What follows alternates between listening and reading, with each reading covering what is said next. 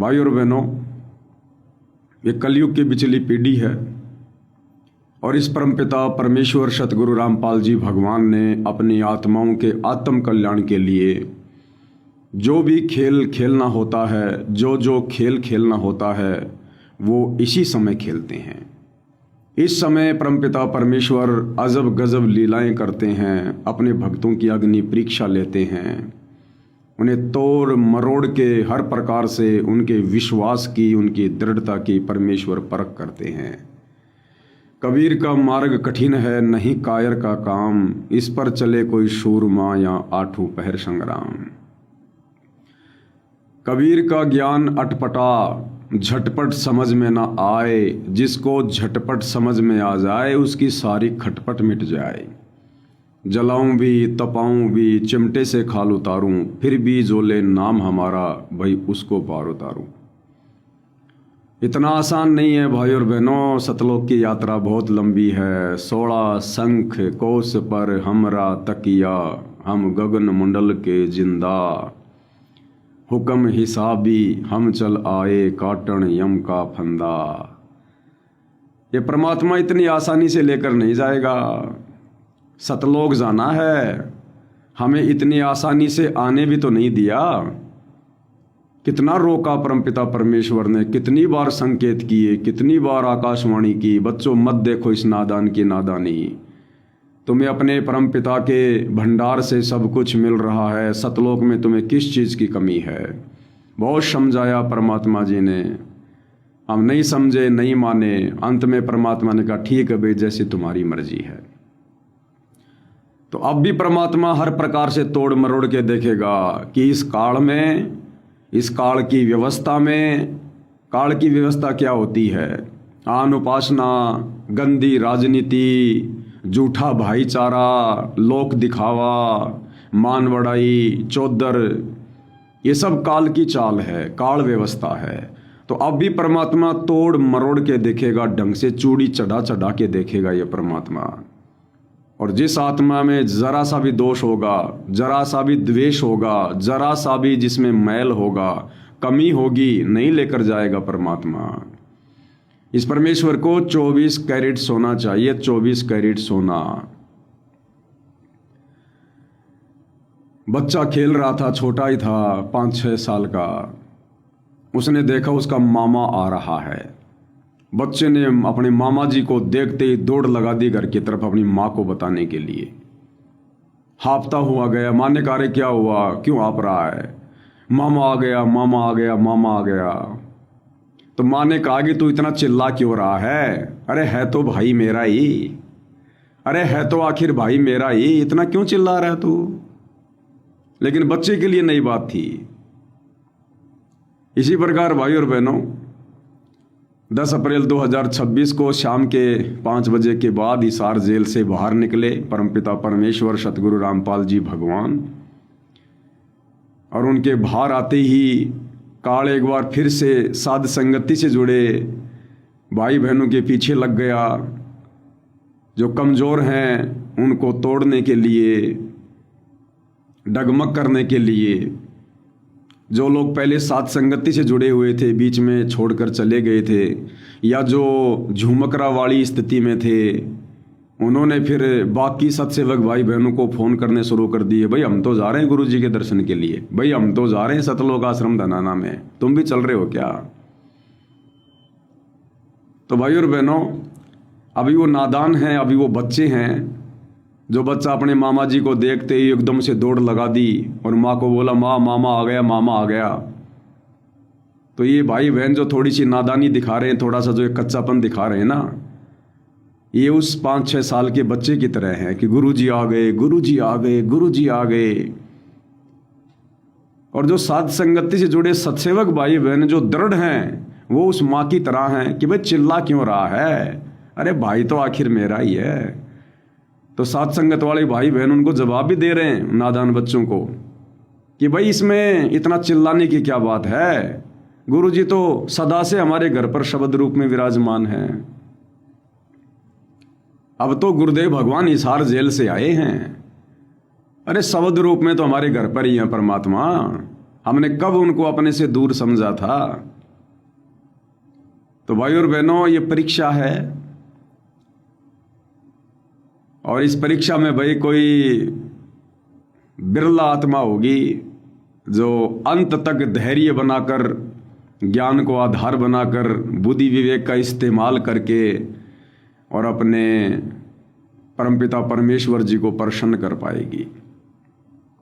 ये परमात्मा ऐसी परीक्षा लेता है, समझ में नहीं आती है जीव को, और ये समझाता उन्हीं को है जिन पे परमात्मा की विशेष मेहर होती है और जिनको परमात्मा ने अपने द्वारा ली गई परीक्षा में सफल करना होता है, बाकी नहीं। हरियाणा से एक बबीता बहन है, उसका व्हाट्सएप पे मैसेज आया, ऑडियो आई कि भगत जी आप एक बार हरियाणा के महेंद्रगढ़ में एक मुकेश बहन है, उसके घर पर आप एक बार साथ संगति में गए थे। उस बहन के बार बार मेरे पास में फ़ोन आ रहे हैं, मैसेज आ रहे हैं, तू चल नहीं रही क्या? अभी भी पवन के पीछे लग रही है क्या तू? 2-4 मिनट उससे बात हुई तो बबीता बहन थोड़ी कमज़ोर पड़ गई है। कह रही है भगत जी मेरे मन में भी शंका हो गई। मैंने कहा भाई किस बात की शंका? हालांकि पूछा नहीं मैंने, व्हाट्सएप पे मैसेज आया था। फिर आगे उसने बताया कि वो मुकेश बहन कह रही है कि अब तो गुरुजी ने पवन दास को गुरुद्रोही बोल दिया। गुरुजी ने कहा है, अब कहा नहीं कहा हमें नहीं पता इस बात का, अभी कोई सार्वजनिक मैसेज वीडियो नहीं आया। बोला गुरुजी ने कह दिया पवन दास के बारे में कि वो कमाल है, कमाल, और मेरी 100 आत्माओं को तोड़ लिया उसने, 100 आत्माओं को, वो कमाल है, कमाल।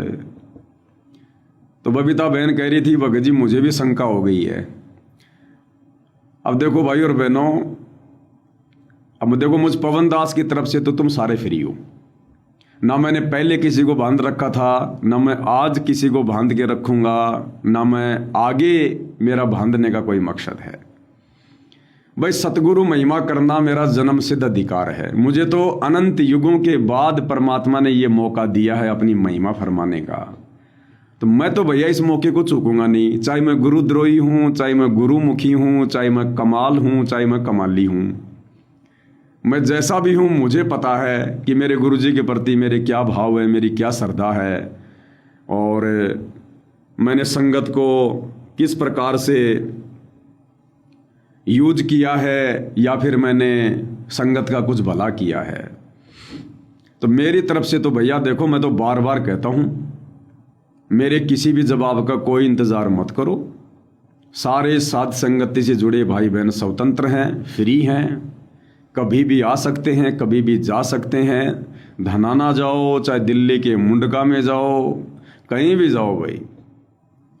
मैं तो पहले से कह रहा हूं कि ना तो मैंने कोई संत बनना, ना मैंने कोई जगत गुरु बनना, ना मैंने कोई पंथ चलाना, ना मैंने भगवान बनना। मैं तो खुद एक भगत बनने का प्रयास कर रहा हूं, और मैं तो भगत बनकर अपनी भक्ति करके अपना पीछा छुड़वाना चाहता हूं। मेरा तो सीधा सा फॉर्मूला भाई। अब वो बहन कह रही है कि मुझे शंका हो गई है।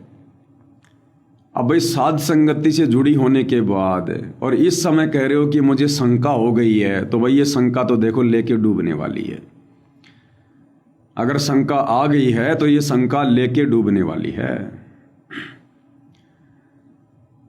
अब क्या कहा उस बहन के अनुसार कि वो पवन है ना, वो कमाल है, कमाल है। तो सही कह रहे हैं गुरुदेव भगवान, गलत कहाँ कह रहे हैं? अरे परमात्मा जो कहते हैं वो सांकेतिक होता है, गलत थोड़ी कर रहे हैं गुरुदेव भगवान। ना ना ना ना, ये परमात्मा जो मर्जी अपने मुख कमल से निकाल दे वो परम सत्य होगा।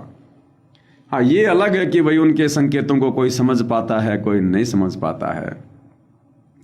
जो उस बहन ने बताया मैं आपको वही बता रहा हूँ।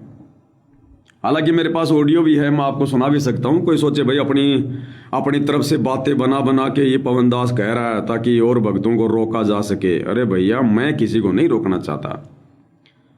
ये बबीता बहन का है और ये इसकी ऑडियो है, 3-4 मिनट की है। सुनना चाहो तो सुन लो। दया मालिक की सत्साही भैया जी, सत्साही को बंदी छोड़ की लोड को नहीं और की। पवन भगत जी, एक बहन जी का फोन आया था मेरे पास मैनेजमेंट से, वो शायद आप जानते हैं इसको, मुकेश दास जी। वो आपको जानती है, वहाँ पे साथ संगति भी किया आपने। तो उससे मेरी पहले बात ही होती थी, जब आपको गुरुद्रोही साबित किया उसकी बात नहीं हुई, उससे पहले होती थी। तो उसका कल ही फोन आया, तो कल मैंने नहीं उठाया। मैंने सोचा पता नहीं किसका क्या ऐसी होगा, तो आज मैंने उठा लिया तो पता चला ये है। तो कह रही थी परमात्मा का आदेश है, पूरी संगत आओ। अरे तुम क्यों नहीं आते? बाप को देखकर दौड़ के आना चाहिए, हमारे बाप आए हैं। आश्रम में क्यों नहीं आ रही? उस पवन के चंगुल में फंस गए सब। परमात्मा ने कहा है कि वो पवन पवन है ना, वो पवन, वो कमाल है, कमाल। 50 आत्माओं को उसने अपने मतलब उसने रोक रखा है, 50 आत्मा। मतलब ऐसी बात ये उल्टा पुल्टा बोल रही थी। फिर कह रही थी कि पवन भगत जी कह रहे हैं कि ये रजोगुण, इनसे दूर रहना चाहिए। मैंने कहा बिल्कुल रहना चाहिए। उसने कहा रहना चाहिए। फिर एक बात बताओ, पवन भगत जी ने अपने भाई जी खुद अपने बेटे की रमैनी की क्यों करी? कजोड़ भगत जी ने खुद अपने बेटे की रमैनी क्यों करी? रमैनी की है तो वहां पे मत सब कुछ होगा, वो बोला सब कुछ होगा। तो मतलब जो कहते वो करते नहीं। उसके कहने का मतलब ये था कि पवन भगत जी मतलब आप तो मतलब ऐसे बोल रहे हैं भाई ये नहीं करना चाहिए, घर में ये नहीं होना चाहिए, ऐसे नहीं होना चाहिए। फिर उसने कहा कि इसके पास कुछ नहीं था पहले, बिल्कुल ऐसे ही खल्लास था, बिल्कुल ही। और अब ये मतलब जो और इसके भाई बहन है उनके जरिए मतलब इसका पेट भर रहा है। मैंने कहा ऐसा तो ना को, पेट सबका मतलब परमात्मा भर रही है, कोई किसी का पेट नहीं भरता। और इनको परमात्मा ने निमित्त खड़ा कर रखा, निमित्त मानो या ना मानो। उसने कहा नहीं ये गुरुद्रोही है, ठीक है, परमात्मा कह रहे तो होगा, गुरुद्रोही होगा। पर हम तो सिर्फ परमात्मा की है, नहीं परमात्मा की शरण में नहीं हो आप हो इनकी पवन भगत जी की शरण में। जी नहीं, हम पवन भगत जी की शरण में नहीं, हम सिर्फ परमात्मा की शरण में हैं। इनको परमात्मा ने निमित्त खड़ा कर रखा है, नहीं परमात्मा ने इनको निमित्त नहीं खड़ा कर रखा। मुकेश दासी ने कहा ये मुझे इसकी हमेशा 1% मैनेजमेंट रहती, हमेशा। अब ये क्या कर रहे हैं, कैसे चल रहे हैं, कैसे हंस रहे हैं, उसके ऊपर वीडियो बना देता फटाफट। इतनी वीडियो बनाता है, इतनी वीडियो बनाता है। अरे भक्ति कब करता है? अब इसने वीडियो क्या बनाई कि परमात्मा की ओर च्यवर नहीं कर रही। ये तो पर वो एक टुवाल सा होता है, अंगूछा होता है, उससे मतलब च्यवर कर रही है। तो ये तो उसने कहा ये परमात्मा का आदेश है भाई, टुवाल से इससे च्यवर करो। तो इस पे भी उसने सवाल उठा दिए, इससे बच के रहो, ये ऐसा ये वैसा, मतलब बहुत सुना, बहुत सुना है मुझे। पवन भगत जी अब ये शंका सूल बबूल है। अब ये शंका मुझे भी होगी कि भोग विलास घर में नहीं होना चाहिए, जिस घर में बेड हो। तो कृपया इस पे भी आप कुछ थोड़ा बहुत संदेश दीजिए दया मालिक की, क्योंकि घर में आपके परमात्मा ने मतलब रमणी कराई है दाता ने, तो जे हो बंदी छोड़ की लोड को नहीं और की। और गलती से कोई मतलब कुछ बोला गया तो मुझे माफ कीजिए, जे हो बंदी छोड़ की, जे हो धनी यार प्यार। तो सुना भाई और बहनों, आपने बहन जी का ये मैसेज था। और बहन जी कह रही है मुझे भी शंका हो गई है, और शंका सूल बबूल है। जब तक शंका नहीं निकलेगी तब तक भक्ति नहीं हो पाएगी। तो देखो भाई और बहनों, दास ने जितनी शंकाएं गुरुदेव भगवान के आशीर्वाद से निकालनी थी, दास पिछले 10 साल से निकाल चुका है।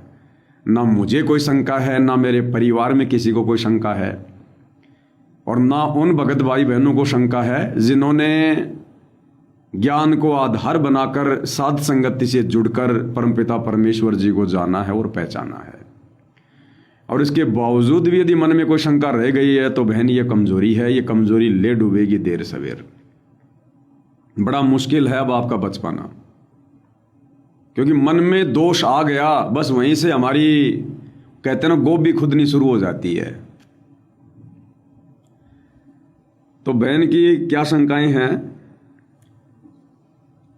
कि मुकेश बहन जी ने कहा है कि गुरुजी ने बताया है कि वो पवन है ना, वो कमाल है, कमाल है।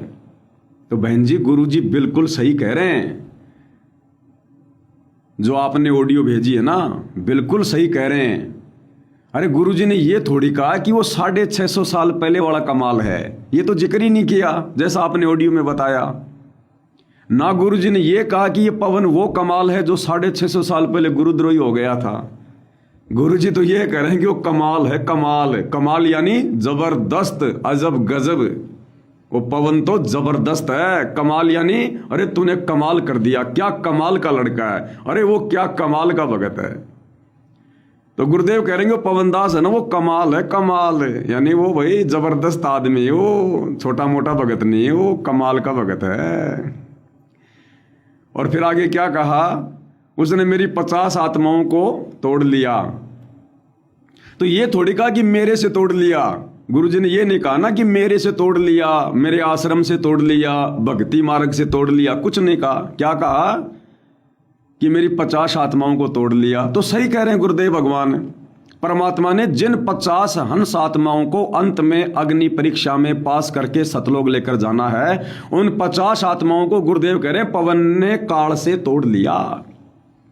इस पवन ने उन 50 हंस आत्माओं को काल से तोड़ लिया है, उनको साध संगति में दृढ़ कर दिया है। भाई ये सतगुरु के संकेत होते हैं बहन जी। हालांकि हमने ये इस प्रकार का अभी तक गुरुदेव भगवान का कोई वीडियो, कोई सत्संग सुना नहीं है। वो बहन हो सकता है अपनी तरफ से कह रही होगी, हो सकता है परमात्मा ने कुछ भक्तों के बीच में कहा हो, बात आई हो। तो परम संत के सत्संगों को बहन जी समझना इतना आसान काम नहीं है। अब वो अंतर्यामी भगवान जो 11 साल से जेल में बैठा था, और जैसा उनके परिवार ने मेरे बारे में कुछ भी कहा, झूठी शिकायत की, गुरुजी ने वैसा ही जवाब दे दिया। क्या गुरुजी को जेल में नहीं पता था कि पवनदास क्या कर रहा है, साध संगत वाले क्या हैं? लेकिन फिर भी जैसा गुरु का परिवार चाह रहा था वैसा ही जवाब दिया ना।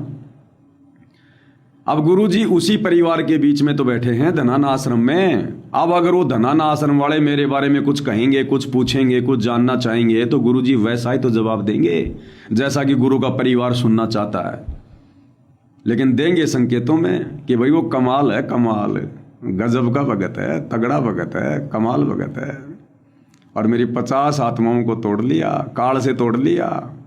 यानी 50 आत्मा तो गुरुदेव कह रहे हैं उस पवनदास ने ऐसी कर दी, उनकी तो चाहे रावण के तो 10 बार शीश कटे थे, उनके चाहे 10,000 बार शीश काट लो तो भी वो भक्ति मार्ग से डगमग नहीं होने वाली। इस अग्नि परीक्षा में वो डगमग नहीं होने वाली।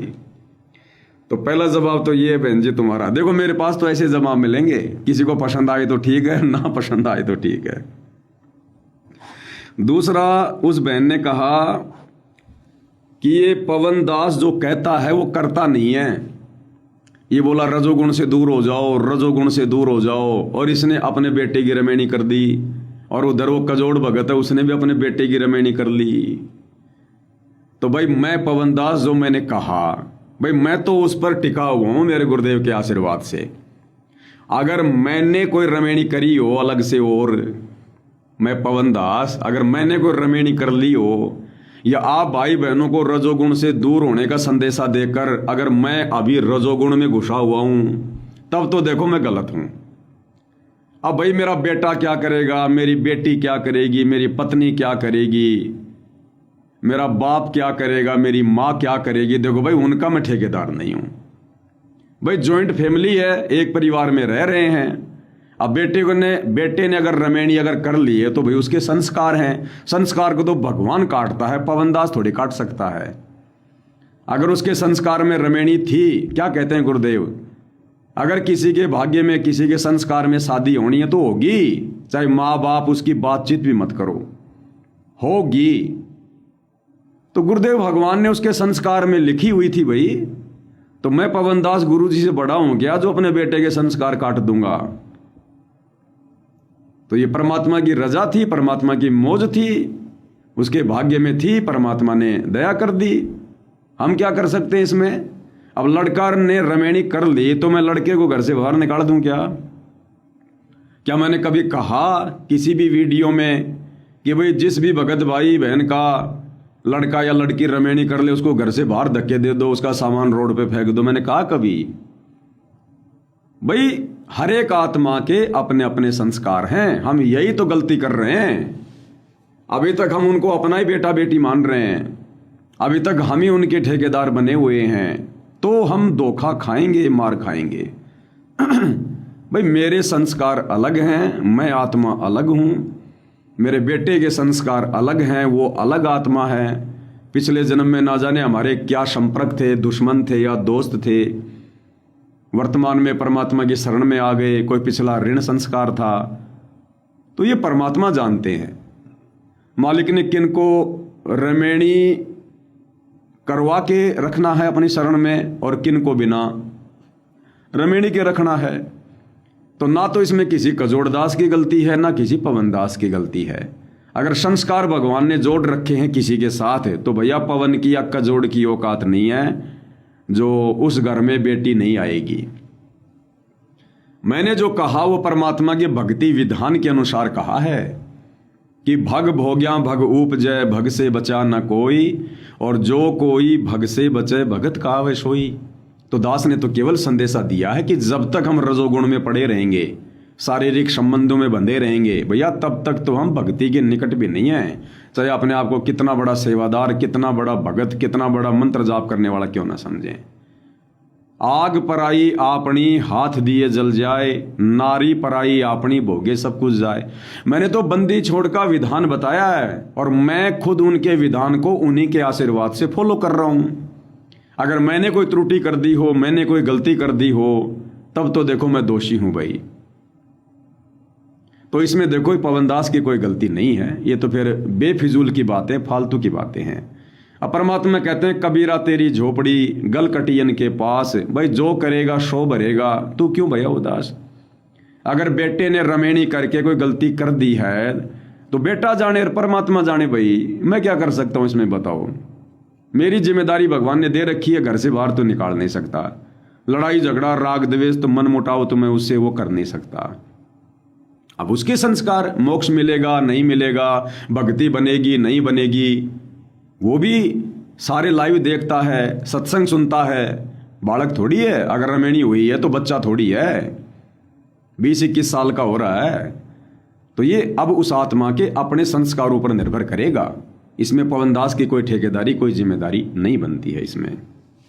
हाँ मैंने कोई गलती करी हो भाई तो देखो मैं माफी चाहूंगा, बाकी परमात्मा ने दास से तो ऐसी कोई गलती होने नहीं दी है और ना मेरी ऐसी कोई इच्छा है कि मैं आगे ऐसी मैं कोई गलती करूं। तो ये भी फालतू की बातें हैं, बेमतलब की बातें हैं। तीसरा बयान कह रही है कि पहले पवनदास कुछ नहीं था, खल्लास था। खल्लास, खल्लास यानी भिखारी टाइप में था, ये कुछ नहीं था इसके पास में। और अब देखो भक्तों के दान से, भक्तों के पैसों से ठाठ कर रहा है। तो बहन जी अब कौन सा मैं भारत का राष्ट्रपति बन गया, मैं तो अभी भी खल्लास ही हूं। मैं पहले भी खल्लास था, अब भी मैं खल्लास ही हूं।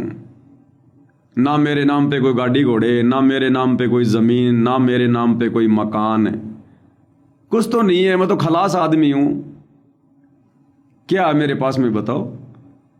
आप भाई बहनों ने दिया जो भी कुछ दिया परमात्मा की प्रेरणा से और सेवा के लिए दिया, और आप लोगों की सेवा में दास हमेशा हाजिर रहता है। बताओ मेरा क्या है इसमें। अगर ये कैमरा वीडियो बनाने के लिए मैं ले आया तो इस कैमरे को मैं खा थोड़ी रहा हूं, खा के अपना पेट थोड़ी भर रहा हूं। लैपटॉप ले आया तो लैपटॉप मुझे क्या देगा बताओ। आपने सेवा दी, आपकी सेवा के बदले परमात्मा दास को सेवा दे रहे हैं। मैं वीडियो बना रहा हूं, आप लोगों को दृढ़ कर रहा हूं, मर्यादाओं की जानकारी दे रहा हूं। बताओ मेरा क्या है इसमें। कल को परमात्मा का आशीर्वाद होगा, उनकी रजा होगी, उनका आदेश होगा, उनकी प्रेरणा होगी, ये सारा सामान हाथी से लेकर सुई की नोक तक उनके चरणों में चला जाएगा। अभी उनकी तरफ से ऐसा कोई आदेश नहीं है, ऐसी कोई प्रेरणा नहीं है। और दूसरे की बात ये पवनदास मानता नहीं, आप सबको पता है। दूसरे की बात मैं मानता नहीं। जब मेरे गुरु का हुक्म होगा वही मैं करूंगा, उसी समय मैं करूंगा। तो मैं तो बहन जी पहले भी खलास ही था और मैं तो आज भी खलास ही हूं। इस दास के शरीर पे जो कपड़े हैं ना, वो भी आप भाई बहनों की सेवा से ही हैं, अपने पास कुछ नहीं है बहन जी। तो ये भी बेफालतू की बातें हैं, कोई मतलब नहीं निकलता इन बातों का। फिर कह रही है कि पवनदास है ना, ये मैनेजमेंट के पीछे लगा रहता, टकटकी लगा के मैनेजमेंट ने ये कर दिया, मैनेजमेंट ने वो कर दिया। अब बहन जी, भगवान ने सेवाएं मेरे को ये दी है तो वही तो करूँगा। मेरे को भगवान ने सेवा ये दी है कि बेटा तू बरवाला कांड के दोषियों का खुलासा कर, नहीं तो ये दुनिया फिर तेरे गुरुजी को दोषी मानेगी लास्ट तक। तो मैंने वही काम किया भाई, वीडियो बना बना के छोड़ दिए, सारे प्रमाण सारे सबूत उनमें डाल दिए। अब लोग आगे देख लेंगे, जिन्होंने देख लिए उनके समझ में आ गया। 2020 के बाद गुरु का आदेश आया कि बेटा अब तू भक्ति संदेश दे, अपने गुरु को परमात्मा सिद्ध करने वाले संदेश दे। अगर इन नादानों ने अपने गुरु को मानुष ही मान लिया और परमात्मा नहीं माना तो कोई पार नहीं हो पाएगा। तो दास ने 2020 से फिर ज्ञान आधारित संदेश से उनके आशीर्वाद से देने शुरू कर दिए। लगातार वीडियो बना रहा हूं। बताओ, अब टकटकी मैनेजमेंट में नहीं लगाऊं तो किस पे लगाऊं? बरवाला कांड का दोषी अगर मैनेजमेंट के अलावा कोई और है तो बहन जी तुम नाम बता दो उसका, भाई मैं तो उसके ऊपर टकटकी लगा लूंगा। अगर बरवाला कांड का दोषी अगर सतलोक आश्रम मैनेजमेंट के अलावा कोई और है तो नाम बता दे, मेरे को प्रमाण दे दे, मैं तो उन पे वीडियो बनाना शुरू कर दूंगा। अब और ये शिक्षा बहन जी सतलोक आश्रम धनाना में जाके अपने गुरुजी को मत दे देना, क्योंकि गुरुजी भी नकली धर्म गुरुओं पे टकटकी लगा के सारे सत्संग करते हैं। कहीं ये मत कह देना गुरुजी तुम क्या कर रहे हो, जब देखो तब ये फलाना काल का दूत, फलाने धर्मगुरु ने ये कर दिया, फलाने ने ये कर दिया। गुरुजी तुम तो हमेशा ब्रह्मा विष्णु महेश के पीछे लगे रहते हो, तुम तो नकली धर्मगुरुओं के पीछे लगे रहते हो, तुम्हें कोई दूसरा काम ही नहीं है। तो बहन जी पवन दास को तो चाहे लाख बार कह लो, कोई दिक्कत नहीं है, ना मेरा कुछ बिगड़ेगा ना तुम्हारा कुछ बिगड़ेगा, लेकिन अपने बाप से इस प्रकार के बेवकूफ़ी भरे सवाल मत कर देना, ध्यान रखना। आगे कह रही है परमात्मा का आदेश है कौन सा, कि पवन दास मैनेजमेंट को कहता कि देखो ये मैनेजमेंट वाले अब भी अपने गुरुजी के ऊपर चवर नहीं कर रहे, गुरुजी के ऊपर एक टोवेल से जो है ये मक्खी मच्छर उड़ा रहे हैं। तो बहन कह रही है कि ये तो परमात्मा के आदेश है कि बच्चों मेरे ऊपर चवर मत करो, टोवेल करो टोवेल। भाई ये आदेश परमात्मा ने 2014 बरवाला कांड से पहले क्यों नहीं दिए भाई? उस समय भी तो चवर हो रहा था। चवर तो महापुरुषों के ऊपर होता है, ये तो भगत की श्रद्धा पे है। गुरु थोड़ी कहेगा ये बात है, अरे गुरु थोड़ी कहेगा मेरे ऊपर चवर करो, तुम मेरी आरती उतारो, तुम मेरे को भोग लगाओ, तुम मेरे को परमात्मा मानो। गुरु थोड़ी कहेगा, गुरु ने ज्ञान दे दिया, गुरु ने अपनी पहचान करवा दी कि भैया वर्तमान में धरती पर तत्वदर्शी संत कौन है, और तत्वदर्शी संत की भूमिका खुद कबीर भगवान निभाता है। तो गुरु ने अपनी पहचान करवा दी, गुरु का काम केवल इतना ही है।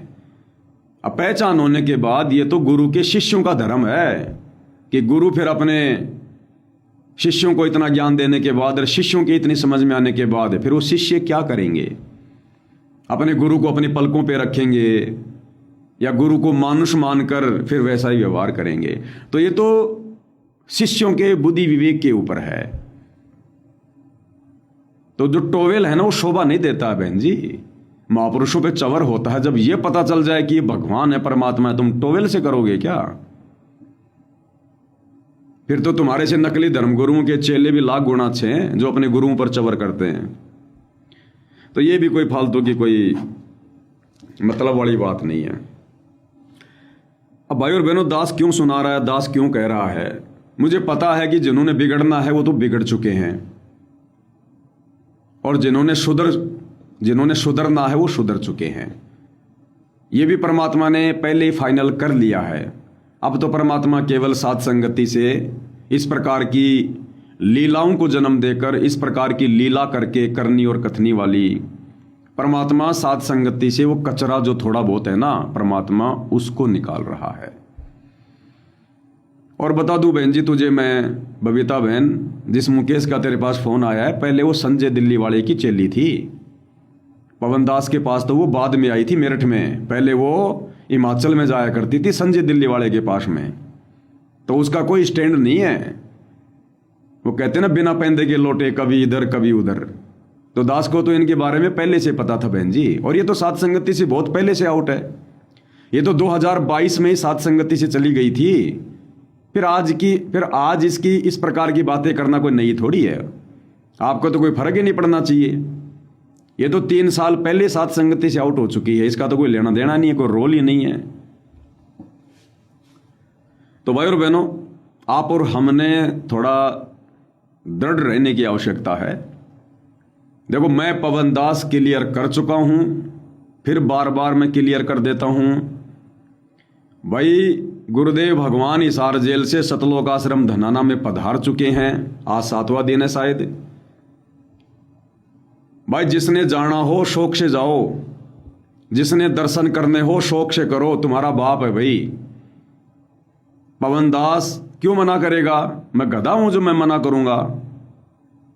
मैं तो वो कहूंगा जो गुरु अभी भी मेरे से बुलवा रहा है।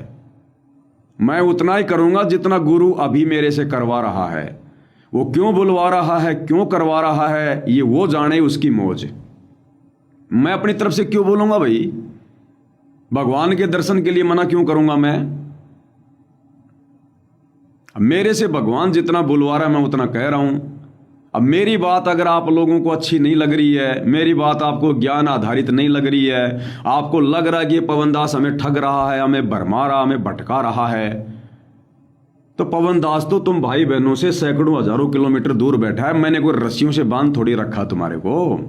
अरे भाई, तुम स्वतंत्र हो, किराया तुम्हारी जेब में है, गाड़ी घोड़े दुनिया भर के चल रहे हैं, अभी तो डीजल पेट्रोल खत्म नहीं हुआ है।